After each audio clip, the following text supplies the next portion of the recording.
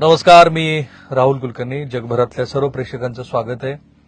हे लाईव्ह यासाठी महत्वाचं आहे की तुम्ही जेव्हा तटस्थपणे प्रत्येक घटनेकडे बघत असतात त्यावेळेला जो दृष्टिकोन तुमच्यासमोर येतो त्याकडे तुम्ही त्यातले मधले अर्थ पण प्रेक्षकांना समजावून सांगायला पाहिजे. गेली 40 वर्ष महाराष्ट्रात पत्रकारिता करत असलेले श्री निखिल वागळे आणि जे स्वतःच सांगतात सतत की त्यांच्यावरती हा कालचा जो हल्ला आहे हा 7व्या क्रमांकाचा हल्ला आहे. 7व्या वेळेला त्यांना अशा पद्धतीच्या प्रसंगाला सामोरे जावं लागलं.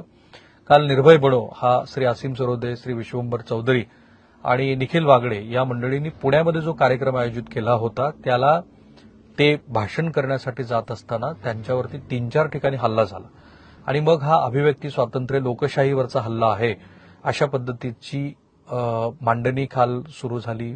निखिल वागळे यांनी तो संपूर्ण घटनाक्रम सांगितला. त्यांची पत्रकार परिषद पण आपण बघितली. पोलीस यावरती बोललेले नव्हते, पण माझ्या हातामध्ये आता पोलिसांची प्रेस नोट आहे आणि त्या प्रेस नोटमध्ये पुणे पोलिसांचं काय म्हणणं आहे ते पण त्यांनी विशद केलेलं आहे आणि मग सगळी क्रोनॉलॉजी आहे ती कशी घडली. ती घडत असताना पोलीस हे जसं निखिल वागळे म्हणाले की महाराष्ट्रातले पोलीस हे विकले गेलेले आहेत. ज्या पोलिसांच्या प्रमुख रश्मी शुक्ला आहेत त्या पोलिसाकडनं तुम्हाला काही फार अपेक्षा धरता येणार नाही वगैरे. सो आता पुणे पोलिसांचं जे स्टेटमेंट आहे ते मी तुम्हाला वाचून दाखवतो आणि त्यातले अर्थ पण तुम्हाला समजावून सांगण्याचा प्रयत्न करतो. पहिला मुद्दा आहे, mister Nikhil Wagle had made a controversial post due to which the atmosphere in Pune was charged. हे थोडं गमतीचं आहे की श्री निखिल वागळे यांनी एक पोस्ट केली म्हणून पूर्ण पुण्यातलं वातावरण एकदम असं चार्जअप झालं असं पोलीस म्हणतात. पण त्यातली एक गोष्ट आपण नीट लक्षात घेऊ की श्री निखिल वागळे यांनी पोस्ट काय केली तर लालकृष्ण अडवाणी यांना भारतरत्न पुरस्कार दिल्यानंतर जाहीर झाल्यानंतर निखिल वागळे यांनी एका गुंडानं दुसऱ्या गुंडाला दिलेला हा पुरस्कार असं सांगितलं. म्हणजे श्री अमित शहा आणि नरेंद्र मोदी यांनी की ज्यांनी गुजरातमध्ये दंगली घडवल्या त्यांनी दुसऱ्या याआधी दंगली केलेल्या म्हणजे ज्यांनी राम जन्मभूमीबद्दलचं आंदोलन केलं आणि त्या आंदोलनादरम्यान बाबरी मस्जिद पडली हा इतिहास आहे. सो त्याला संदर्भ देत त्यांनी लालकृष्ण अडवाणी यांना जे भारतरत्न जाहीर झालेलं होतं त्याबद्दलचा एक ट्विट पोस्ट केली आणि मग सुनील देवधर की ज्यांना पुण्यात निवडणूक लढवायची जे राष्ट्रीय स्वयंसेवक संघाशी निगडीत आहेत त्यांना ही पोस्ट आक्षेपार्ह वाटली. त्यांनी निखिल वागळे यांच्या विरोधामध्ये पोलिसांमध्ये अॅट्रॉसिटीचा गुन्हा दाखल केला आणि वागळे यांच्या मते एका ब्राह्मण व्यक्तीनं म्हणजे सुनील देवधर यांनी द्रौपदी मुर्मू यांचा संदर्भ देऊन राष्ट्रपतींचा माझ्या विरोधामध्ये गुन्हा दाखल केला. हे सगळं हास्यास्पद होतं वगैरे. सो पुणे पोलिसांच्या मते ती जी पोस्ट होती ती कॉन्ट्रिव्हर्शियल होती आणि त्यामुळं पुण्यातलं वातावरण सरचार्ज झालं. खरं म्हणजे भारतीय जनता पार्टीतल्या कार्यकर्त्यांच्या मनामध्ये त्याबद्दल असंतोष निर्माण झाला वगैरे असं म्हटलं असतं तर ते अधिक प्रस्तुत झालं असतं. दुसरा मुद्दा पुणे पोलिसांचा आहे, when mister Wagle reached Pune our police officers reached his place of stay and inform him about the surcharged atmosphere and told him not to leave for the venue till we advised so.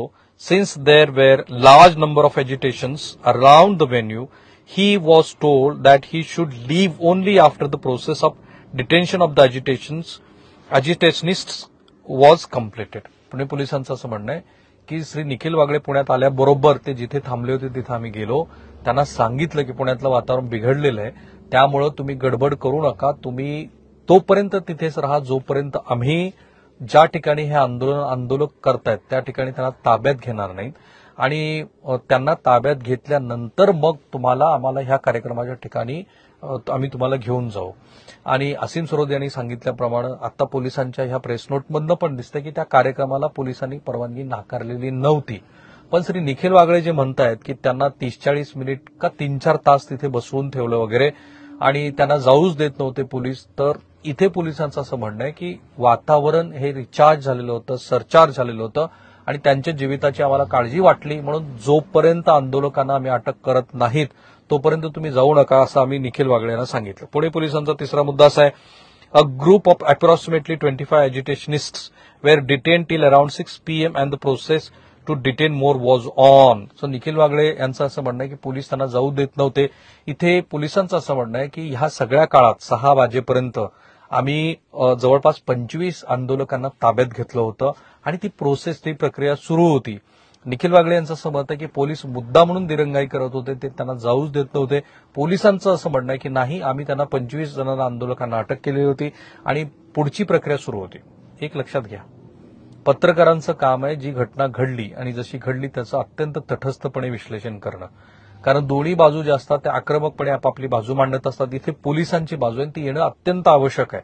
कारण कालच police प्रमुखांनी महाराष्ट्रातलं जे सांगितलं की पोलिसावरचा जो विश्वास आहे तो डळमळीत झालाय. मधल्या काळामध्ये मनोज जरांगे पाटील यांच्या आंदोलनाच्या निमित्ताने दोन्ही बाजूनं म्हणजे पोलिसांच्याही बाजूनं आणि आंदोलकांच्याही बाजूनं परस्परावरती आरोप झाले आणि मुख्यत्वे श्री छगन भुजबळ वगैरे मंडळींनी खुद्द गृहमंत्र्यांनी सुद्धा जे विधिमंडळात उत्तर दिलं त्याप्रमाणे त्या घटनेमध्ये पोलीस सुद्धा जखमी झाले. आणि नंतर आपण बघतो आहोत की बीडमध्ये ज्या घटना घडल्या किंवा महाराष्ट्रात काही अशा घटना घडल्या की जिथे पोलिसांनी चक्क बघ्याची भूमिका घेतली. या केसमध्ये पोलीस जे म्हणतात ते आपल्यासमोर येणं यासाठी गरजेचं आहे. चौथा मुद्दा आहे, he still insisted to leave though the police tried to convince him to hold on for some time till we secure the area.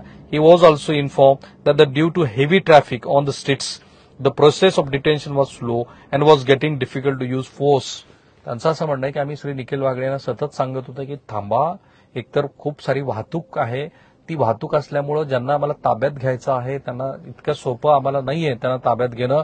आम्ही तुम्हाला तोपर्यंत थांबा असं म्हणतो आहोत की जोपर्यंत तिथले सगळे आंदोलक हे आमच्या ताब्यामध्ये येत नाहीत आणि ती जागा तुम्हाला भाषणासाठी योग्य होत नाही आणि आम्हाला पोलीस फौजफाटा वापरता येत नव्हता कारण इतकं सगळं ट्रॅफिक तिथं होतं वगैरे. मुद्दा क्रमांक 5, त्यांनी एकूण 7 मुद्द्याची प्रेस नोट दिलेली आहे आणि ती नीट समजून घेणं गरजेचं आहे. कारण मधले जे काही धागेदोरे असतात ते दोरे जोडले की संपूर्ण घटनाक्रम आपल्या समोर येतो. सो ही म्हणजे Nikhil Wagle left for the venue against our advise and in fact dodge the police by changing routes. Still our plain clothes men were following his car to keep him secured. आणि हा मोठा आरोप पोलिसांनी निखिल वागळे यांच्यावरती केलाय. ते असं म्हणतायत की वागळे यांनी आम्ही सांगितल्यानंतर सुद्धा ते त्यांचं ज्या सुरक्षित ठिकाणी आम्ही त्यांना ठेवलं होतं तिथून ते निघाले आमचा विरोध असताना. आणि महत्वाचं म्हणजे त्यांनी पोलिसांना चकवा दिला. जे ठरलेला मार्ग होता तो मार्ग वगळून ते दुसऱ्याच मार्गाने गेले आणि त्या ठिकाणी त्यांनी पोलिसांना चकवा द्यायचा प्रयत्न केला. तरी सुद्धा साध्या कपड्यातले प्लेन क्लोथ मधले जे पोलीस आहेत ते त्यांच्या पाठीमागेच होते. आता खरं तर गंमत अशी आहे की निखिल वागळे यांच्या अवतीभोवती इतके सगळे पोलीस होते तर ते त्यांना जायचं होतं कार्यक्रमस्थळी आणि तुम्ही त्यांना डिटेन करून ठेवलेलं होतं तर आणखी काही काळ त्यांना का डिटेन केलं नाही. आणि दुसरा महत्वाचा मुद्दा की ज्या वेळेला निखिल वागळे हे इतर कुठल्या मार्गाने जातात असं पोलिसांचं म्हणणं आहे त्यावेळेला त्यांनी चकवा देण्याचा प्रयत्न केला हा जो त्यांच्यावरती आरोप आहे. तर त्याच वेळेला प्लेन क्लोथ मधलेही पोलीस त्यांना फॉलो करत होते त्यामुळे चकवा जरी दिला तरी त्यांना पुरेशी सुरक्षा व्यवस्था देणं पोलिसांना शक्य होतं हे त्यांच्याच प्रेस नोटमधनं दिसतंय. When the car was attacked, the plainclothes policemen were there between the agitationist and his car, but due to heavy traffic and the bystanders, it was not possible to use force nor possible to evacuate him and his car on an immediate basis. इथे मात्र पोलिसांनी स्वतःचा बचाव करण्याचा प्रयत्न केला. पोलिसांच्या मते त्यांची कार म्हणजे पोलिसांना माहिती होतं की असं काही होऊ शकतं. सो त्यांची कार ज्या वेळेला पोलिसांनी बघितलं की त्यांच्या कारवरती हल्ला झालेला आहे त्यावेळेला पोलीस त्यांना बचावू शकले नाहीत. जरी प्लेन क्लोथ मधले पोलीस होते त्यांनी प्रयत्न केला परंतु बायस्टँडर्स म्हणजे पाहणारे पादचारी आणि तिथं असलेले आंदोलक यांच्यामुळे आणि तिथं असलेलं ट्रॅफिक ह्यामुळे पोलिसांना त्यांना बचाव करता आला नाही. हे थोडंसं न पटण्यासारखं आहे. त्याचं कारण असं आहे की पोलिसांना माहिती आहे प्लेन क्लोथ मधले पोलीस त्यांच्या बरोबर आहेत, आंदोलन सुरू आहे, आंदोलन होतं आहे हेही माहिती आहे.